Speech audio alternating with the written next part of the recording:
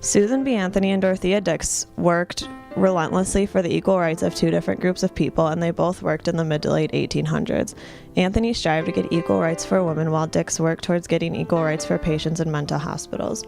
Anthony was born into a Quaker family on February 15, 1820. In the late 1840s to early 1850s, Anthony was involved in temperance work, but was not allowed to speak at rallies because of her gender. After this, she started working for women's suffrage. In 1868, Anthony published a newspaper entitled The Revolution, which contained information about women's rights and equality. Unfortunately, the paper was not a success. In 1872, Anthony registered and voted in the presidential election illegally and was eventually arrested in 1873. She was found guilty but never paid her fines.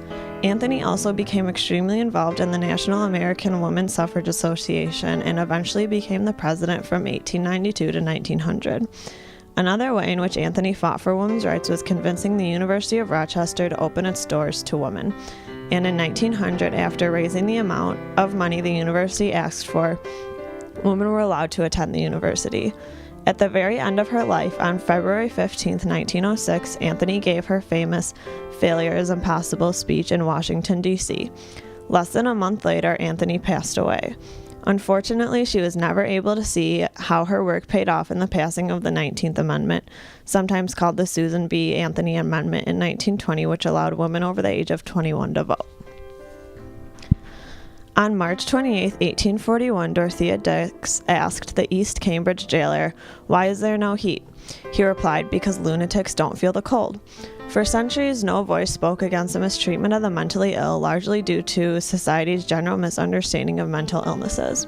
The 19th century ushered in social change for the mentally ill under the leadership of Dorothea Dix.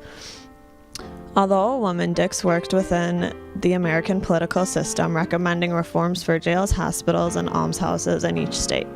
She suggested expanding hospital wings, creating new hospitals, and removing the mentally ill from jails, where at the time many lunatics were kept. Dix's thorough process started dramatic change for the treatment and care of the mentally ill in the 19th century, advocating moral treatment.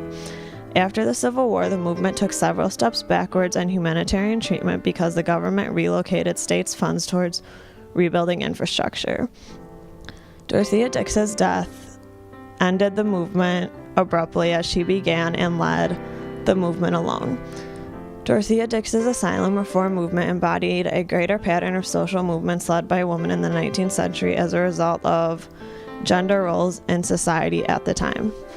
Both of these women dedicated their lives to making a difference, and both of them succeeded. They both truly showed how one person can make a difference.